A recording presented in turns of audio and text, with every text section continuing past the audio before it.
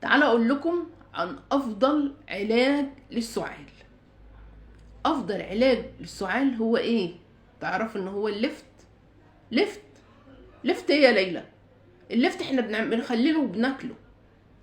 طيب مش انا نزلت فيديو قبل كده كلمت لكم فيه عن فوائد اللفت؟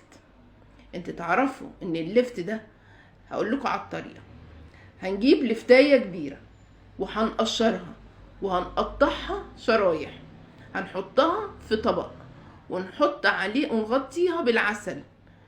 صليتوا بينا على النبي عليه الصلاة والسلام. واسيبها يعني من بالليل للصبح.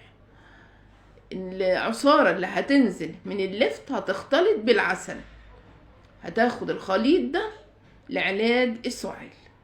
اشوفكم دايما في صحة وسعادة.